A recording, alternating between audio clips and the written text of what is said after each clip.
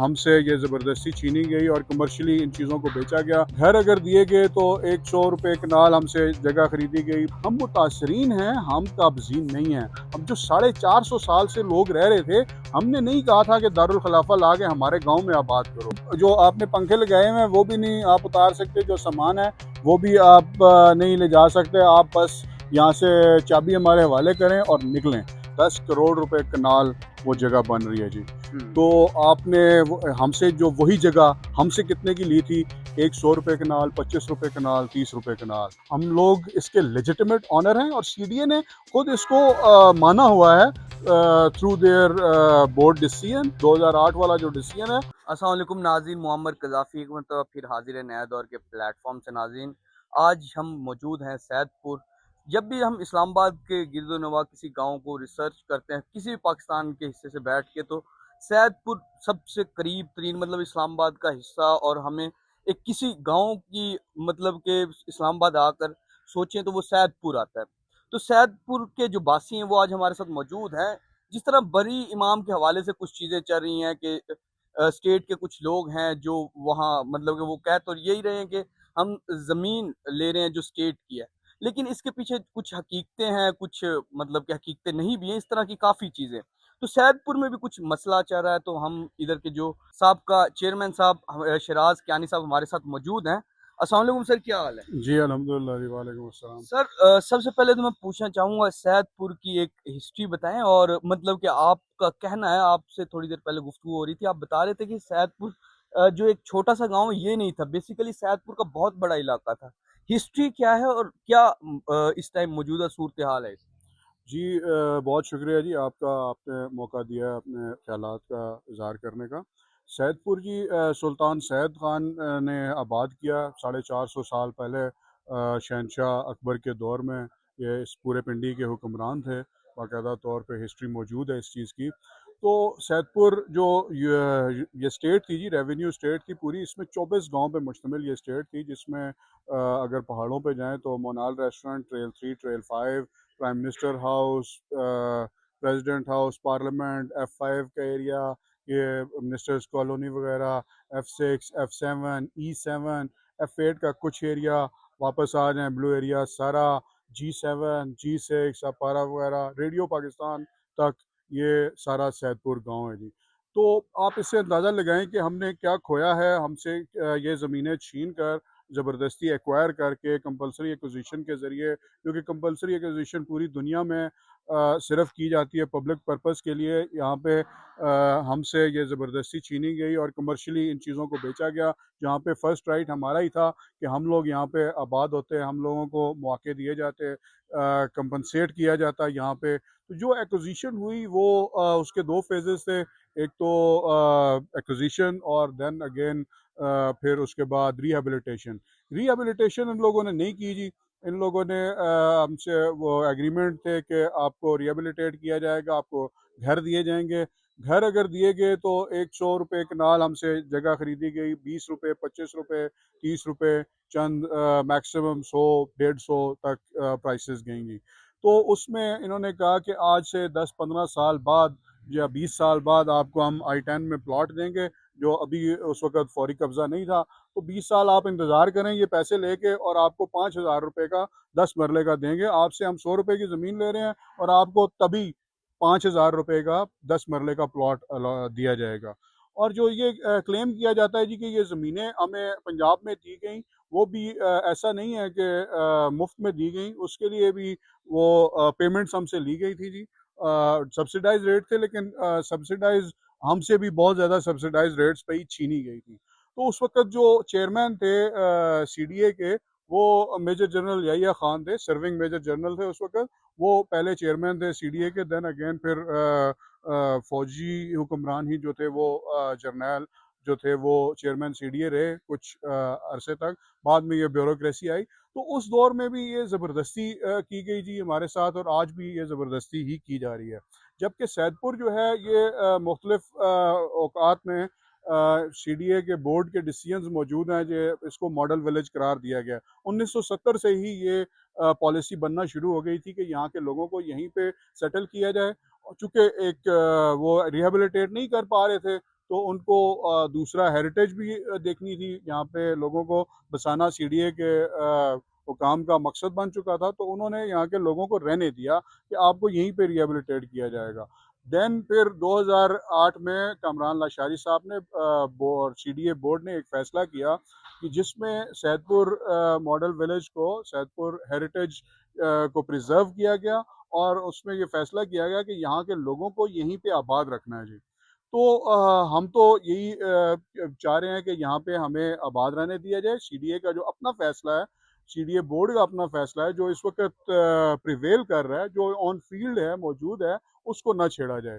हमारे साथ तो जी जो सलूक किया गया वो रेड इंडियंस वाला सलूक किया गया, जो रेड इंडियंस के साथ सलूक हुआ है अमेरिका में, वो हमारे साथ यहाँ पे सलूक किया जा रहा है। हमारी कोई आवाज़ सुनने को तैयार नहीं है। इस्लामाबाद के वासियों की जो मुतासरीन इस्लामाबाद हैं, हम मुतासरीन हैं, हम काबजीन नहीं हैं। अब जो 450 साल से लोग रह रहे थे, हमने नहीं कहा था कि दारुल खिलाफा ला के हमारे गांव में आबाद करो, हमने इनविटेशन नहीं दी थी। हमारे पास आप लोग आए हैं, आप लोगों को चाहिए कि हमें कंपनसेट करें। आप सीडीए के एक अफसर को और एक मुलाजिम को तो कंपनसेट कर देते हैं प्लॉट्स दे के, तो जिन लोगों ने अपनी ज़मीनें दी हुई हैं, जो अपनी F6 और F7 जैसी मरकजी जगह दी हुई हैं, जहां अरबों रुपए कनाल आप लोग बेच रहे हैं, तो वहां पे एक चंद 100 कनाल जगह भी नहीं बनती। मैंने अभी आपको वो मैप बिल्कुल। भी दिखाया कि F6 जिसमें का तकरीबन ये चौथा हिस्सा भी नहीं बनता। बिल्कुल जी, बिल्कुल एक जो सब सेक्टर है उससे भी छोटा है। F6 अगर 3 ले लिया जाए, जो एक सब सेक्टर है, 1 बाई 1 किलोमीटर पूरा उसका वो एरिया बनता है, उससे भी ये तकरीबन 3 क्वार्टर्स नहीं होगा सर, मैक्सिमम। इसमें सीडीए क्या कहती है कि इसको इसी तरह नहीं रहने दिया जाएगा, सैदपुर को, गाँव को खत्म किया जाएगा, मतलब कि यहाँ के वासियों को बिल्कुल ही खत्म कर दिया जाएगा, या क्या वो कहते क्या हैं? जी उनकी मुख्तलिफ चीज़ें आती हैं जी, वो किसी एक बात पे तो है नहीं, उनकी कोई कमिटमेंट नहीं है। लेकिन वो वो फाइनल उनका यही है फाइनल कि वर्जन खत्म। उनका ये है कि यहाँ के वासियों को यहाँ पे नहीं रहने देना। वो अब तो इस हद तक वो आ गए हैं कि जी जो आपने पंखे लगाए हुए हैं वो भी नहीं आप उतार सकते, जो सामान है वो भी आप नहीं ले जा सकते, आप बस यहाँ से चाबी हमारे हवाले करें और निकलें। वो मतलब इस हद तक आ गए हैं। अभी इन्वेस्टमेंट्स हुई हुई हैं, बाकू ने आके कोई अरब रुपए से ज़्यादा का यहाँ पे आज़रबाईजान की गवर्नमेंट ने आके इन्वेस्ट किया है, फेस लिफ्टिंग की है यहाँ पे, खूबसूरत हो गया ये सारा। तो अब इनको लालच आ गई है, अब किसी और को ये कमर्शियली बेचना चाह रहे हैं अगेन। तो हमारी ये दरख्वास्त है, हमारा ये मुतालबा है कि इसको इस तरह ना देखा जाए, ह्यूमैनिटेरियन ग्राउंड्स पे देखा जाए, लीगल ग्राउंड्स पे देखा जाए। हम स्टे में मौजूद हैं, हमारा हाई कोर्ट ने हमें स्टे दिया हुआ है और सीडीए को बिल्कुल रोका हुआ है। सर, ये जो तलाल चौधरी ने भी कुछ स्टेटमेंट्स दिए, उनको आप कैसे देखते हैं? देखिए जी, उन्होंने तो एक ग्रास स्टेटमेंट दे दी है कि 1000 अरब रुपए की ज़मीन वागज़ार कराई है। जो उन्होंने क्वांटिटी उसकी वो बताई है, वो तकरीबन 10,000 कनाल के करीब या 11,000 कनाल के करीब वो जगह बनती है। जो कि उसकी अभी भी इतनी वैल्यू नहीं है जो हमारा ये सैदपुर का जो एरिया या जो हमसे छीना गया F6 F7 वगैरह, ये उससे भी ज़्यादा कीमती है। तो वो अगर आप उसको थोड़ा सा ब्रेक डाउन करें, तो वो जगह तकरीबन डिवाइड करें तो 10 करोड़ रुपए कनाल वो जगह बन रही है जी। हम्म। तो आपने हमसे जो वही जगह हमसे कितने की ली थी, एक 100 रुपये कनाल, 25 रुपये कनाल, 30 रुपये कनाल। तो आप उसको अगर उस वक्त सोने का जो रेट था 131 रुपये उस वक्त सोने का रेट था और आज 5 लाख है। अगर उसी हिसाब से देख लिया जाए, उसको डिवाइड कर लिया जाए, तो वो फिर भी 5 लाख रुपए कनाल अगर ये जगह है, तो आप हक बजानिब हैं। डॉलर के हिसाब से भी आप कर लें और 5-6 लाख रुपए कनाल ये जगह है, तो आप हक बजानिब हैं कि आपने हमें सही प्राइस दी थी।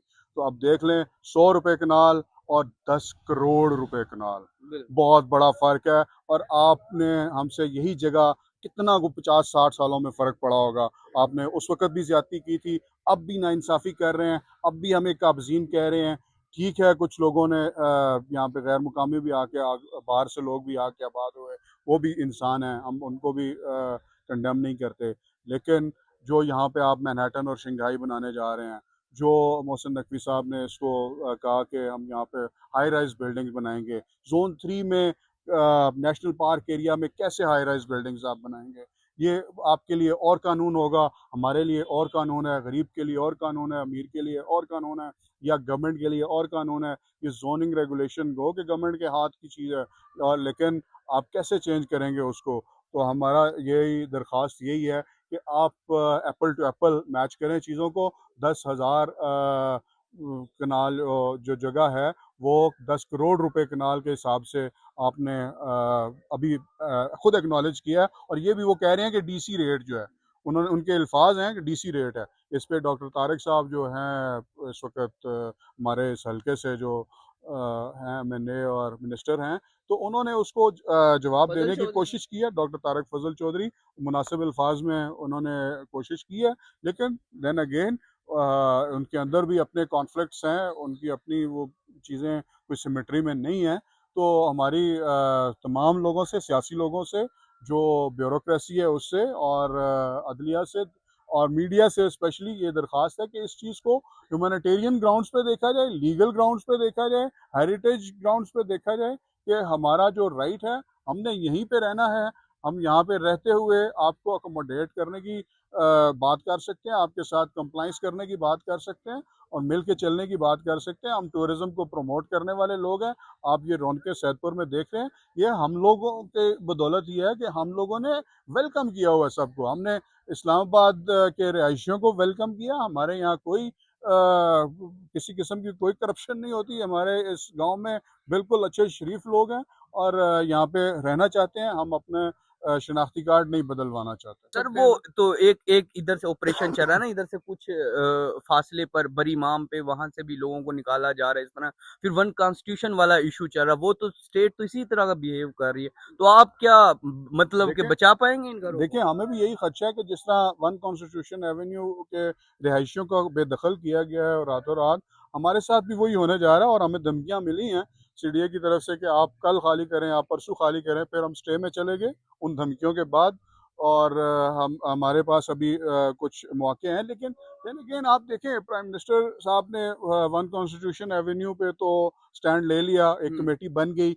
उनके पड़ोस में ये दो आबादियां, बड़ी आबादियां थी, और जो डिस्टर्ब हो रही थी, और गुज़िश्ता 6 माह से इन पे एक जुल्म सितम की दास्तानें रकम की जा रही हैं। इस पे उन्होंने कोई एक्शन नहीं लिया। मतलब यहाँ पे गरीब के लिए और कानून है, अमीर के लिए और कानून है। ये एक वन नाइंसाफी है। कॉन्स्टिट्यूशन के लिए तो वजीर आजम को पता लग गया, वो एक मसला है, एक लेकिन मिनट। सैदपुर और बरी माम वालों का मसला वजीर आजम को नहीं पता चल रहा। आप जी यही कह बिल्कुल ऐसा ही है, और न सिर्फ वजीर आजम को, दीगर लोगों को भी, मीडिया भी उसमें काफ़ी हद तक खामोश रहा। और भी ज़ुआमा जो थे, पार्लियामेंटेरियंस, मिनिस्टर्स और दीगर जो लोग थे, जो अब अल्लाह का शुक्र हम अदा करते हैं कि अल्लाह ने ऐसा हमें मौका दिया कि प्राइम मिनिस्टर साहब ने उस पर वो स्टैंड लिया, या मोहसिन नकवी साहब जाके या सीडीए ने जाके कॉन्स्टिट्यूशन एवेन्यू को छेड़ा। तो रहे। हमारे लिए शायद वो ब्लेसिंग इन डिस्गाइज हो गया कि उसको वो ऑपरेशन रोकना पड़ गया सीडीए को, प्राइम मिनिस्टर साहब इन्वॉल्व हो गए। वरना गरीब की तो बिल्कुल नहीं सुनी जानी थी। जो ये आबादियां थी जिनके ज़मीनों पर आपने ये शहर आबाद किया, जिन्होंने आपको इनवाइट नहीं किया था, आप खुद आए, आपने यहाँ पे हमारे एरियाज़ को, हमारे लोगों को कब्जे में लिया, आपने आके यहाँ पे हमसे ज़मीनें छीनी। आप हमारी फ्रस्ट्रेशन का लेवल देखें, जब हम अपनी ज़मीनों पे ये बड़ी बड़ी बिल्डिंग्स हमारे ये लोग बने हुए देखते हैं, और फिर हमारे साथ जुल्म ये होता है कि हम ही को काबजीन कहा जाता है। तो ये बहुत बड़ी नाइंसाफ़ी है। हम मुतासरीन इस्लामाबाद हैं, हम रेड इंडियंस ऑफ इस्लामाबाद हैं। हमें उस तरीके से ट्रीट किया जाए, हमारी हेरिटेज को डिस्टर्ब ना किया जाए। हमारे पास यही आखिरी असासा है कि हम क्लेम कर सकते हैं कि हम सुल्तान सैद की औलाद हैं, हम इस सैदपुर के रहने वाले हैं। हमारे पास कोई दो एड्रेस नहीं है। हमारे शनाख्ती कार्डों पे मुस्तकिल और आर्जी दोनों पता सैदपुर का लिखा हुआ है। हमारा डोमिसाइल इस्लामाबाद का है। हमें आज एक फेडरल कैपिटल के रहने वालों को आप कौन से सूबे में अलॉट करेंगे? हम कहाँ जाएंगे? ये लोग, इन लोग, हमारे लोगों की, बहुत सारे लोगों की कोई अल्टरनेट रहायशें नहीं है। हम यहीं पे रहना चाहते सर हैं। ये हम अपना प्रॉपर्टीज आप लोगों के नाम है, अगर आप लोगों के नाम है तो फिर गवर्नमेंट किस हक से ये आपसे ले रही है, और किस हक से वो ये चाहती है कि इसको हम कमर्शलाइज करें या दूसरी चीजें करें? देखें जी, ये जो है हमारी बिल्ट अप प्रॉपर्टीज़ हैं। एक्वायर तो ये ज़रूर हो चुका है, लेकिन मैंने जैसे पहले कहा कि ये एक्विजिशन नाहक थी, नाजायज़ थी। हम उसको तब भी गलत समझते हैं, उसी तरह गलत समझते हैं कि जिस तरह भुट्टो साहब की जो फांसी थी उसको अदालतों ने अब जाके कई सालों बाद नल एंड वॉइड किया है, नाजायज़ करार दिया है, और हमारी ये एक्विजिशन भी नाजायज़ थी। मार्शल लॉ ऑर्डिनेंस के तहत ये कानून नाफिज किया गया, और उस वक्त भी ज़बरदस्ती आके हमसे ये खाली कराई गई जगह हमारे बुजुर्गों से, और अब ये 2-3 नस्लें आगे बढ़ चुकी हैं, और हम समझते हैं कि ये जो हमारी बिल्ट अप प्रॉपर्टीज़ हैं, हम लोग इसके लेजिटिमेट ऑनर हैं, और सीडीए ने खुद इसको माना हुआ है थ्रू देयर बोर्ड डिसीजन, 2008 वाला जो डिसीजन है। और हमारा क्लेम भी यही है कि आप और कुछ ना करें, जो 2008 का आपका अपना डिसीजन है उसी को इम्प्लीमेंट करें, उसी को विद ट्रू स्पिरिट और उसके सेंस के साथ आप उसको इम्प्लीमेंट करें। हमारे लिए ये काफ़ी है। हम लोग यहाँ से बिल्कुल भी नहीं निकलना चाहते, हमारी हेरिटेज है, हमारी निशानी है, हम सुल्तान सैद की औलाद में से हैं, हम अपनी पहचान नहीं खोना चाहते, हम अपना डोमिसाइल नहीं खोना चाहते, हम अपना मुस्तकिल और आर्जी पता नहीं खोना चाहते। बिल्कुल, जी तो नाज़रीन ये हमारे साथ मौजूद थे जो साबिका चेयरमैन भी हैं सैदपुर के। तो ये इनका जो ख़दशात हैं वो उन्होंने आपके सामने रखे। उम्मीद है कि जो कंसर्न हलके हैं उन तक ये आवाज़ पहुँचेगी और वो इस पर एक्शन लेंगे। जो भी लोग इसके पीछे हैं, जो भी इस हेरिटेज को ख़त्म करके इसको कमर्शियलाइज़ करने की कोशिश कर रहे हैं। वैसे तो पूरा इस्लामाबाद पिंडी चारों तरफ से सोसाइटियों ने घेर लिया है। लेकिन एक छोटा-सा जो इस्लामाबाद में गाँव है, एक छोटा-सा खूबसूरती है इस्लामाबाद की, उसको जो ख़त्म करना चाह रहे हैं, इस पे ज़रूर स्टेट को एक्शन लेना चाहिए। फ़िलहाल के लिए नाज़िर मोहम्मद क़ज़ाफ़ी को नया दौर से इजाज़त दीजिए। खुदा हाफ़िज़।